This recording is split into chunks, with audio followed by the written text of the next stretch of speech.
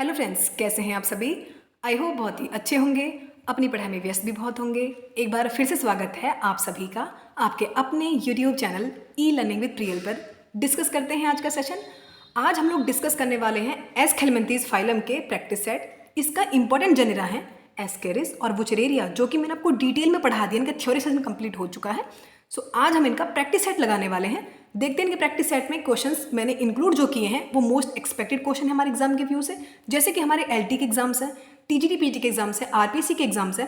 तो यहाँ पे मैंने उन क्वेश्चंस को इंक्लूड किया है इन दोनों ही जेनेरा से जिनकी संभावना एग्जाम में बहुत ज़्यादा आने की है, या फिर जो मोस्टली रिपीटेड क्वेश्चन पूछे गए हैं इनसे। ठीक है, तो हर एक क्वेश्चन की जो एक्सप्लेनेशन है उसको बहुत ध्यान से समझना है। सबसे पहले क्वेश्चन देखते हैं। हिंदी और इंग्लिश दोनों ही माध्यम से मैंने क्वेश्चंस को यहाँ पे शामिल किया है ताकि किसी भी स्ट्रीम के बच्चे को कोई समस्या ना हो। सबसे पहला ही क्वेश्चन जो हमारा है, जिसमें कि हमसे पूछा गया है male ascaris differs from female ascaris in having, यानी कि जो नर एस्केरिस हैं वो मादा एस्केरिस से किस बात में अलग होते हैं, क्या चीज़ उनमें एब्सेंट होती है, ये हमसे पूछा गया है। तो हमें बताना है कि क्या चीज़ नहीं होती मेल एस्केरिस में, मतलब लिप्स नहीं होते, एम्फिड्स या फिर पीनियल स्पिक्यूल्स या फिर टेल। क्या चीज़ डिफरेंट है जो कि मेल और फीमेल में डिफरेंस पैदा करती है, ऐसे कौन से ऑर्गन हैं इनके अंदर। ठीक है, बेसिक बात यह है कि जो मेल एस्केरिस और फीमेल एस्केरिस में कई सारी डिसिमिलरिटीज़ पाई जाती हैं। जैसे कि जो मेल होते हैं, इनके जो मेल होते हैं और जो फीमेल होती हैं, इनके जो मेल होते हैं उनकी जो मोटाई होती है वो भी काफ़ी कम होती है। याद रखना है कि पॉइंट्स को। और इनकी पूंछ मुड़ी हुई होती है। जो मेल होते हैं ना, उनकी पूंछ तो होती है बिल्कुल इस तरीके से मुड़ी हुई पूंछ होती है, जबकि जो इनकी फीमेल होती हैं उनकी पूंछ जो होती है बिल्कुल स्ट्रेट, यानी कि कुछ इस तरह की इनकी होती है। मैंने आपको जब आपको थ्योरी सेशन पढ़ाया था ना, उसमें बहुत अच्छे से चीज़ें क्लियर की थी। ठीक है, तो मेल एस्केरिस कैसे होते हैं, उनकी मोटाई काफ़ी कम होती है और इनकी जो पूंछ होती है वो भी मुड़ी हुई होती है, जबकि जो फीमेल एस्केरिस है इनकी पूंछ एकदम सीधी होती है। ठीक है, लेकिन जो नर होता है ना, इनका जो यानी कि मेल एस्केरिस है, उनके पास प्रेजेंट होते हैं क्लोएका। क्या प्रेजेंट होता है मेल के पास प्रेजेंट होते हैं क्लोएका। और इस क्लोएका में होता क्या है कि इस क्लोएका जो रीजन है इनका, उसमें दो सुई जैसी संरचनाएं निकलती हैं, जिसको कि हम लोग क्या कहते हैं, जिसको कि हम लोग कहते हैं पीनियल स्पिक्यूल्स। ये पीनियल स्पिक्यूल्स जो होते हैं ये बेसिकली कॉपुलेशन में हेल्प करते हैं, यानी कि हिंदी में कहूँ तो मैथुन में हेल्प करते हैं। जबकि लिप्स, एम्फिड्स और टेल ये तो दोनों में ही कॉमन होते हैं, लेकिन जो पीनियल स्पिक्यूल्स ये सिर्फ किसमें प्रेजेंट होते हैं, ये सिर्फ प्रेजेंट होते हैं मेल एस्केरिस में। फीमेल एस्केरिस में पीनियल स्पिक्यूल्स नहीं पाए जाते हैं, याद रखना है। ठीक है, नेक्स्ट क्वेश्चन अगर हम बात करें, सब्सक्राइब जरूर कर देना, लाइक करना और शेयर करना। वीडियो पसंद आए तो प्लीज़ लाइक करना, शेयर करना, सब्सक्राइब करना। बात करते हैं सेकंड क्वेश्चन की। सेकंड क्वेश्चन हमसे पूछा गया है true coelom absent in which phylum, यानी कि कोई सा ऐसा फाइलम है जिसमें कि ट्रू सीलोम कंप्लीटली एब्सेंट होती है। याद रखना है, क्वेश्चन की सबसे पहले लैंग्वेज को समझा करें कि कौन सा ऐसा फाइलम है जिसमें कि ट्रू सीलोम एब्सेंट होती है। ऑप्शन गिवन है निमेटोडा में, एनेलिडा में, इखैनोडर्मेटा में, फिर मोलस्का में।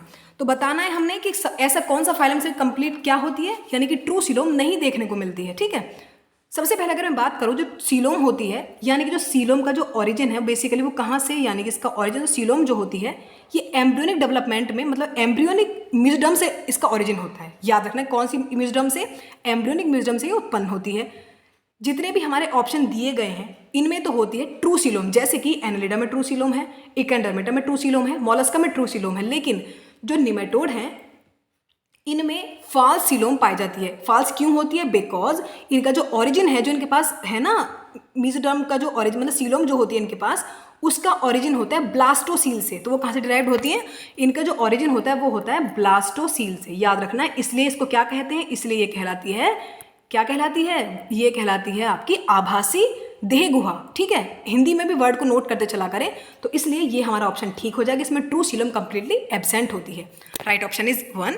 नेक्स्ट क्वेश्चन नंबर 3 की अगर हम बात करें, जिसमें कि हमसे पूछा गया है rhabditiform larva occurs in the life cycle of, यानी कि रैबिडिटिफॉर्म लार्वा किसके जीवन चक्र में बनता है। ऑप्शन दिए गए हैं लिवर फ्लूक में, एस्केरिस में, टैपवॉर्म में, फिर प्लेनेरिया में। राइट ऑप्शन जो इसका हो जाएगा, जो रैबिडिटिफॉर्म लार्वा है ये एस्केरिस के लाइफ साइकिल में बनता है। याद रखना है, एस्केरिस ही इसका राइट ऑप्शन हो जाएगा। इसमें क्या होता है, इसमें जो लार्वा होता है एस्केरिस का, उसको क्या कहा जाता है, रैबिडिटिफॉर्म लार्वा कहा जाता है। ठीक है, नेक्स्ट क्वेश्चन अगर हम मूव करें नेक्स्ट क्वेश्चन की तरफ, जो कि क्वेश्चन नंबर 4, जिसमें बहुत इंपॉर्टेंट क्वेश्चन है, जिसमें कि हमसे पूछा गया है वेक्टर ऑफ एलिफेंटियसिस डिजीज इज, यानी कि एलिफेंटियसिस एक डिजीज है जिसको कि हम कॉमनली अनदर नेम यानी कि हाथी पांव के नाम से भी जानते हैं। तो हमसे क्वेश्चन पूछा गया है कि इसका जो एलिफेंटियसिस है इसका वाहक कौन होता है, यानी कि किसके थ्रू ये बीमारी बेसिकली फैलती है। ठीक है, ऑप्शन दिए गए हैं, क्यूलेक्स मॉस्किटो की हेल्प से फैलती है, female anopheles mosquito, infected Culex mosquito, या फिर नन ऑफ द अबव। मेरी एक एक बात को बिल्कुल ध्यान से सुनना है, क्योंकि जब हम एक्सप्लेनेशन करते हैं ना किसी क्वेश्चन की, तो उसके साथ हमारे कई सारे कंसेप्ट खुद ही क्लियर हो जाते हैं। तो इन बातों को इसलिए ध्यान से सुना करें आप। हाथी पांव कहें या फिर एक अनदर नेम है फाइलेरिया।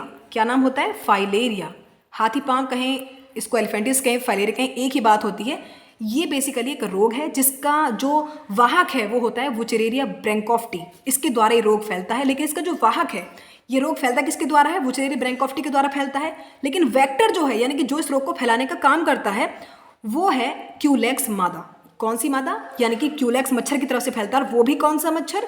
मादा मच्छर जो है, यानी कि जो फीमेल जो क्यूलेक्स मॉस्किटो है उसकी वजह से ये रोग फैलता है। सबसे पहले जो खुद ही वो जो क्यूलेक्स होता है ना, वो खुद ही इस रोग से पीड़ित होता है, और जैसे वो किसी मनुष्य पर को मतलब उसका ब्लड को शक करेगा, तो उसके थ्रू यानी कि सलाइवा के थ्रू वो जो उसके पैरासाइट हैं वो मैन के अंदर आ जाएंगे। तो ये रोग इस तरीके से मनुष्य के अंदर शरीर में एंटर कर जाता है। तो राइट ऑप्शन कौन सा हो जाएगा? Infected Culex mosquito. मतलब खुद ये जो क्यूलेक्स है ये वाहक इसलिए होता है क्योंकि खुद भी इस रोग से पीड़ित होता है। ठीक है। नेक्स्ट क्वेश्चन नंबर 3 इसका राइट ऑप्शन, क्वेश्चन मतलब कि ऑप्शन 3 इसका राइट ऑप्शन हो जाएगा। नेक्स्ट क्वेश्चन, क्वेश्चन नंबर 5 पर हम लोग आ चुके हैं, जिसमें हमसे पूछा गया है सिनकाइटल एपिडर्मिस इज फाउंड इन, यानी कि जो सिनकाइटल एपिडर्मिस है ये किस में पाई जाती है? ऑप्शन गिवन है प्लेनेरिया में, एस्केरिस में, अर्थवॉर्म में, फिर स्टारफिश में। क्वेश्चन नंबर 5 का राइट ऑप्शन हो जाएगा ये जो एस्केरिस है, यानी कि इसका राइट ऑप्शन हो जाएगा बी। एस्केरिस की एपिडर्मिस में अलग अलग सेल्स देखने को मिलती हैं, लेकिन इसका जो साइटोप्लाज्म है बिल्कुल कंटिन्यूअस लेयर होती है, इसमें कि जो न्यूक्लियस होते हैं ना वो एकदम बिखरे हुए रहते हैं। इसी कंडीशन को मतलब इसी कंडीशन को सिनकाइटल एपिडर्मिस के नाम से जाना जाता है। तो राइट ऑप्शन हमारा हो जाएगा बी, यानी कि एस्केरिस में इस तरह की कंडीशन देखने को मिलती है। नेक्स्ट क्वेश्चन की तरफ मूव करें। क्वेश्चन नंबर 6 पर हम लोग आ चुके हैं, जिसमें कि हमसे पूछा गया है sexual dimorphism is found in, यानी कि लैंगिक द्विरूपता किस में देखने को मिलती है? ऑप्शन गिवन है हाइड्रा में, अर्थवॉर्म में, एस्केरिस में, फिर फेस्टियोला में। लैंगिक द्विरूपता बेसिकली आप समझ ही गए होंगे, जिसमें कि मेल और फीमेल को उसके आउटर कैरेक्टर के बेस पर डिफाइन किया जाता है, उनमें डिफरेंस देखा जाता है, उसके बेस पर इनको डिफाइन किया जाता है, उसको हम कहते हैं सेक्सुअल डाइमॉर्फिज्म। एस्केरिस में तो आप जानते ही हैं मेल अलग होते हैं, फीमेल अलग होते हैं, तो इनके बाह्य लक्षणों के आधार पर ही तो हम इसको विभेदित करते हैं। तो ये एस्केरिस में ही होता है। हमारा जो राइट ऑप्शन हो जाएगा वो हो जाएगा सी, यानी कि एस्केरिस। नेक्स्ट क्वेश्चन नंबर 7 पर हम लोग आ चुके हैं, जिसमें हमसे पूछा गया है the first juvenile larva of ascaris is known as, यानी कि एस्केरिस का जो पहला फर्स्ट जुवेनाइल हार्मोन है उसका नाम क्या होता है? हार्मोन नहीं, फर्स्ट जुवेनाइल लार्वा जो है एस्केरिस का उसका नाम क्या है? ऑप्शन गिवन है फिलोफॉर्म लार्वा, रैबिडिफॉर्म लार्वा, मिरेसीडियम लार्वा, माइक्रोफिली। एस्केरिस के लाइफ साइकिल में टोटल 4 जुवेनाइल हार्मोन होते हैं। ये माउल्टिंग बेस में 4 बार ही होती है। मैं हार्मोन क्यों बोल रही हूँ बार बार? एस्केरिस में 4 बार मतलब कि लार्वा स्टेज होती है वो 4 होती हैं इसकी। पहला first stage juvenile, second stage juvenile, third stage juvenile, fourth stage juvenile.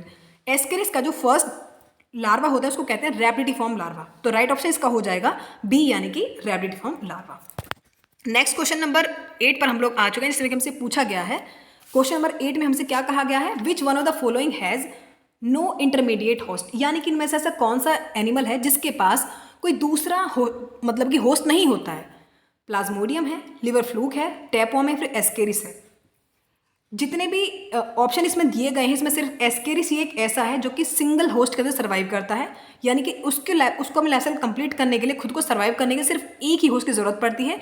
इसका कोई अनदर होस्ट या फिर कोई इंटरमीडिएट होस्ट नहीं होता है। इसलिए एस्केरिस का पोषण मतलब मोस्टली क्या होता है, इसका जो होस्ट है ये ह्यूमंस के अंदर ही रहकर सर्वाइव करता है। तो सिर्फ सिंगल होस्ट होता है, वो क्या है? एस्केरिस ही होते हैं, ये सारे करेक्टर जिसके भी हैं। नेक्स्ट क्वेश्चन नंबर 9 पर हम लोग आ चुके हैं, जिसमें हमसे पूछा गया है in Ascaris the excretory organs are in the form of, यानी कि एस्केरिस में जो उत्सर्जन अंग हैं वो किस आकार के होते हैं ये हमें बताना है। जे शेप के, एल शेप, एच शेप, फिर एम शेप।